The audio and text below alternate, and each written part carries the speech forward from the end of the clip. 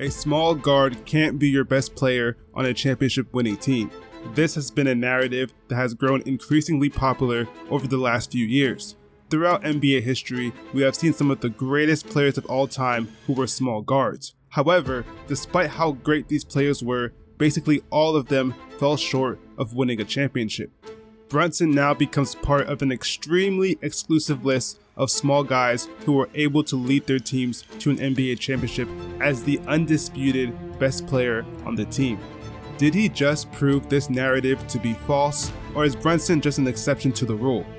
And is it possible he's actually one of the 3 greatest small guards to ever play? In 1989, the Detroit Pistons won their first NBA championship, and while Joe Dumars took home the Finals MVP, Isiah Thomas was still seen as the leader and undisputed best player on that team.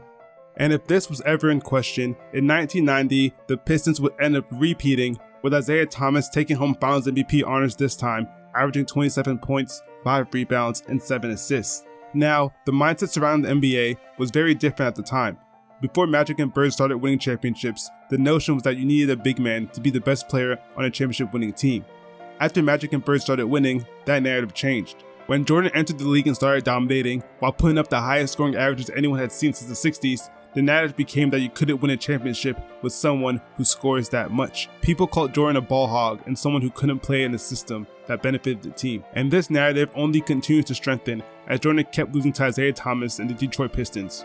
However, once Jordan started winning, that narrative changed. Since then, we have seen so many more narratives come and go. However, one that's continued to persist over the last 25 years is that in order to win a championship, your best player can't be 6'3" or under.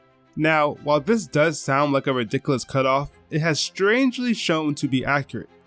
Or was it? Well, let's take a look. And before I run off the list, just know that players like Gary Payton, Jason Kidd, and Russell Westbrook are officially listed as 6'4" and therefore don't count towards this. But even those 3 players weren't able to win a championship as the best player on the team. So this is the list of the best small guards since Isiah Thomas who were the undisputed best player on a team with championship aspirations. Allen Iverson, Steve Nash, Chris Paul, Derrick Rose, Steph Curry, Damian Lillard, Kyrie Irving, Trae Young, Ja Morant, and Jalen Brunson. These are some of the greatest players of all time. 5 different players on this list have won at least an MVP. However, only Steph Curry was able to actually prove they could be the best player on a championship winning team.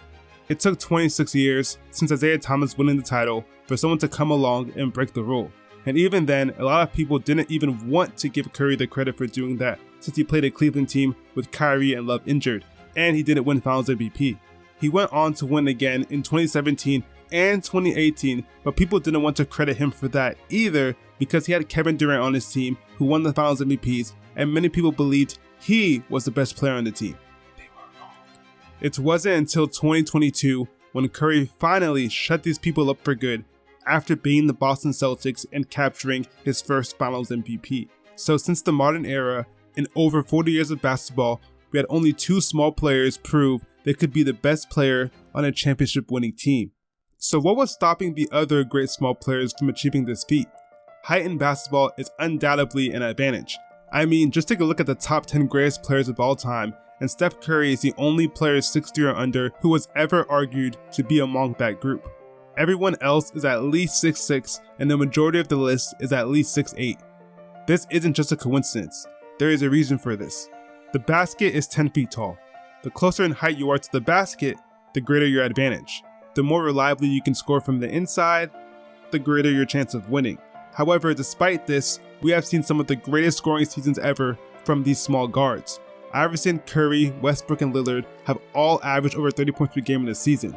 Nash is one of the most efficient scorers of all time, and Kyrie Irving could be argued to be the most skilled scorer ever. So despite their height being a disadvantage, that hasn't really stopped them from being able to reliably and consistently put the ball in the basket. So doesn't this disprove the notion that height is the issue? Well, in fact, I'm here to tell you today that height was never the issue. The real issue is simply physicality. Despite what some people might tell you, the NBA is a physical sport. However, the playoffs are on a whole different level. We saw it this postseason where even players from an older generation were claiming that the refs were allowing too much physicality. This is the greatest barrier that stops small guards from leading their team to a championship. The playoffs are simply very physical, and the smaller you are, the more it will affect you. I have seen these great small guards consistently struggle throughout their various playoff runs as bigger, stronger, and taller players start guarding them and getting physical with them. Many of them can still overcome this for a series or two, but as the playoffs go along, you usually start seeing their efficiency and effectiveness drop off. What makes Brunson different than the rest of the guards is he is simply the best small guard I've ever seen when it comes to dealing with physicality. And what I mean by that is the greater the physicality, the more your normal game will be thrown off. However, Brunson's normal game is the least affected by physicality that I've ever seen for a small guard. It's like he embraces the physicality. We saw Curry struggle with the physicality of the playoffs, especially in the 2016 finals where the Cavs were grabbing, pushing, and bumping him at every chance they got. This is a big reason and what led to Curry bulking up more so his body could withstand the physicality. The difference with Brunson is that he's been like this since the start.